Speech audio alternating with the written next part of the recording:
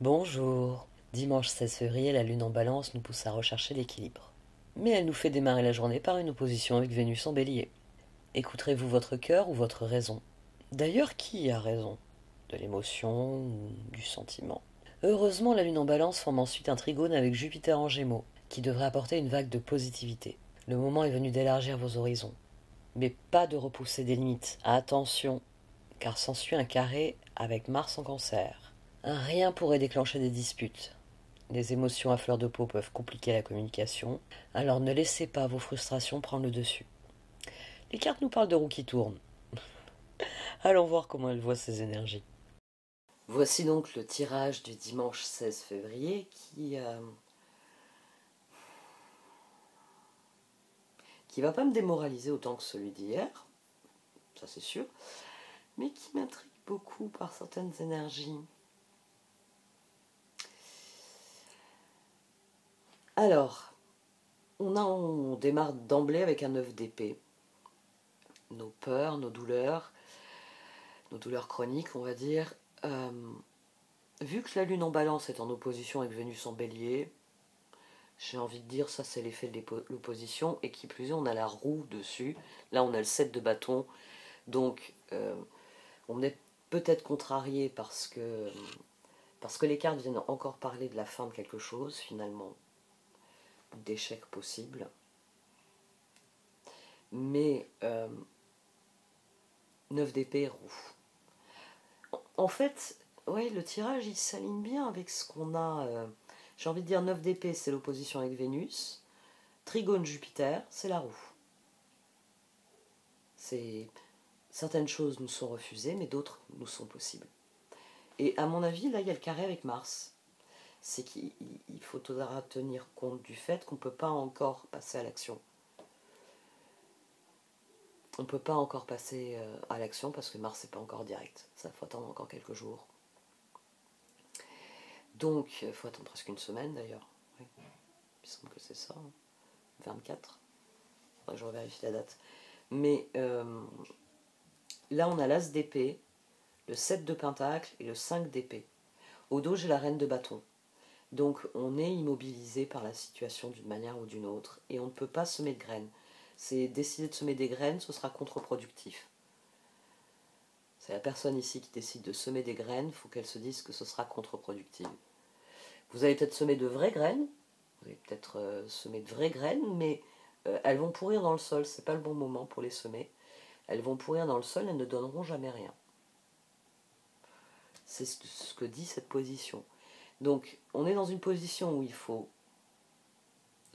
décider de la transformation, j'allais dire souhaiter, mais il faut décider d'une transformation, parce qu'on a, on a le 3 de bâton et la transformation qui est venue dessus, et là on a le 3 de coupe sur le 7 de coupe.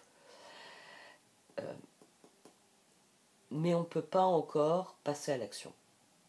C'est ce que vient de dire cette position.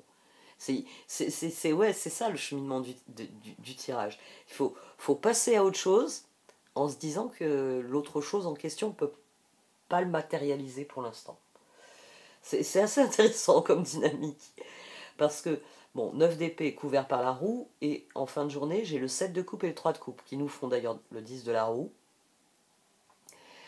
7 de coupe, 3 de coupe, il y a des occasions de se faire plaisir. Plutôt pas mal pour un dimanche soir. Je sais que nous, dimanche soir, c'est souvent soirée crêpes. C'est peut-être les crêpes qui sont représentées là. Toujours est-il que ici, on a le 6 d'épée, donc il faut prendre ses distances, le 3 de bâton, puis la transformation. En fait, ce qu'il y a à faire demain, c'est prendre conscience du processus, c'est guérir du processus une bonne fois. On a la reine de coupe et l'empereur au centre. Et on a un travail énergétique à fournir, et on a eu innocence, et spontanéité et honnêteté souvent s'expriment parce qu'il y a de l'innocence. J'ai envie de dire que ouais, la spontanéité et l'honnêteté, c'est souvent la marque de l'innocence. Donc, ici, il faut sans doute, le travail énergétique à faire, c'est sans doute restaurer l'empereur en nous. Et là, c'est d'autant plus intéressant qu'on vient d'avoir une pleine lune en Lion. J'avais mis un peu la carte en exergue. Et de nouveau, cette carte du lion qui ressort pour nous dire qu'il faut qu'il y ait une guérison définitive. La carte de l'innocence est une carte de guérison. D'ailleurs, je vais la lire. Amis très chers, tout le monde est innocent en vérité, car personne ne peut altérer la perfection de l'œuvre de Dieu. Confiez-nous vos sentiments de pesanteur pour que nous allégions votre fardeau. Confiez-nous culpabilité, colère ou ressentiment qui voilent la lumière de votre horizon. Appréciez de nouveau la paix du cœur. Donc, cette carte de l'innocence, c'est bien une carte de guérison. On renoue avec la part la plus innocente de nous, celle qui, 7 de bâton, tiens, on a le 7 de pentacle en dessous. Mais il y a le pendu qui est venu aussi. 7 de bâton, reine de bâton, on croit profondément. On croit aux possibilités, on croit à la roue qui tourne, on croit à la joie, au plaisir qu'on peut avoir de mettre des projets, des transformations en branle. Donc, le travail énergétique, ça semble d'être prendre conscience de ce que l'on désire vraiment. Et c'est là qu'il y a une catharsis aussi. Parce que je vous le rappelle, quand on a une opposition entre des planètes, c'est pour aboutir à une catharsis. C'est-à-dire que les planètes, elles se gueulent dessus, elles donnent chacune leurs arguments, et à un moment donné, il faut arriver à une forme de consensus, oui, c'est mieux que compromis, une forme de consensus. Donc ici, Vénus, en bélier, elle vient dire qu'il y a des choses qui ne sont pas possibles à cette lune en balance. Une fois que vous avez compris l'opposition, que vous avez compris d'où vient ce sentiment que les choses ne sont pas comme elles doivent être, ouais, ça doit être pas mal ça, cette tension d'opposition. Reine de coupe, empereur, vous comprenez comment rectifier les choses. Et c'est d'ailleurs pour ça qu'un trigone avec Jupiter, finalement, c'est l'ouverture d'esprit sur les possibilités autres que celles que l'on voulait, qui nous sont refusées par l'opposition. Mais le carré avec Mars vient nous rappeler que tu peux pas démarrer ça. Tu peux peaufiner tes plans, tu peux décider de ce que tu veux, tu peux libérer ce qu'il y a à libérer. La transformation se fera en son temps. À mon sens, c'est vraiment prendre de la distance par rapport à nos peurs, par rapport à ce qui ne va pas, pour avoir le recul et voir plus loin, même si pour l'instant, l'action est toujours bloquée. Bon, Mars va devenir direct, vous inquiétez pas, ça arrive. Est-ce que je leur parle du fait que Mercure va être rétrograde? Oups. Non, ça je sais, j'ai déjà reçu un mail à ce sujet. Si je vais faire un... je vais le développer dans les horoscopes. Hein. On va voir là si les shorts que j'ai mis en ligne, ça booste un peu l'algorithme. Mais ça fait partie des moulins à vent avec lesquels j'ai de moins en moins envie de me battre.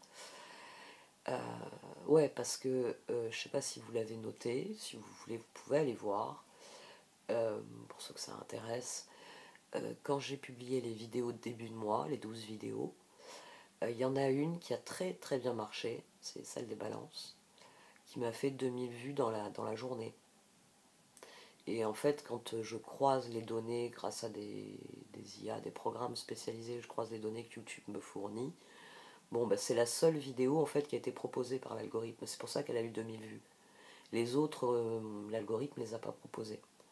Donc soit les abonnés ont eu la notification et sont allés voir, soit la vidéo elle a un peu été mise dans le vent, quoi, en fait. Enfin, les 11 autres vidéos ont été un peu mises dans le vent. Donc je fais ce qui est préconisé, je nourris l'algorithme, mais j'ai l'impression de me battre contre un moulin à vent.